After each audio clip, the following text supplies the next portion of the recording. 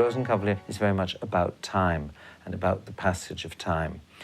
The Marschallin, who feels at the age of 32 that she's getting old, who describes in her famous monologue in the first act about being obsessed with the feeling of time passing and confessing that she sometimes gets up and stops all the clocks in the house in order to not feel time passing. So Rosenkavalier is, of course, a very complicated thing to direct because it is or perhaps the social comedy that was ever written. You're dealing with a very particular period, a very particular society, with very specific codes of behavior and an interaction. You cannot escape a certain feeling of the 19th century, but of course the piece was written also has a real fin de siècle feeling because the world that is being described is a world that, as Strauss and Hofmannsthal were composing the opera, was on the brink of disappearing forever. In this production, we have wanted again to set this piece exactly at the time that Strauss wrote it, 1910. We were very inspired by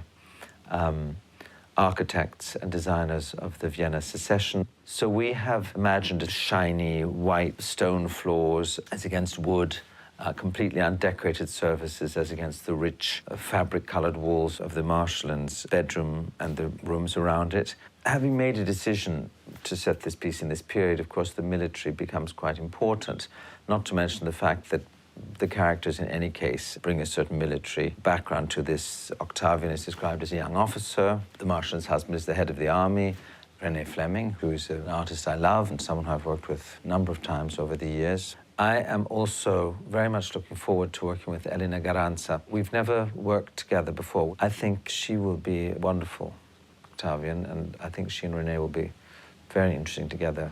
She's quite complicated, and she loves Octavian, but she's more mature than he is.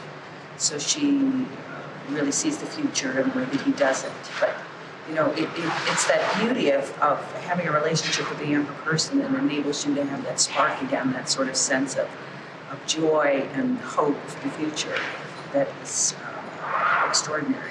Yeah, for Octavian, I think it's one of the longest mezzo-soprano roles for the lyric mezzo-soprano. It really is literally the first note of the opera is Octavian and the last note of the opera is Octavian. It's true. It's true. It's very challenging because as a woman you have to play a boy and you arrive in a moment where you as a woman play a boy who plays a woman. So it's kind of a double, triple playing around. You have these mixed feelings all the way through the piece about what you're seeing, and I think Rosenkavalier has to have that in order to work, a bitter-sweet quality, a melancholy, laughter through tears, all of these half shades which coincide with the fin de siècle quality of the composition.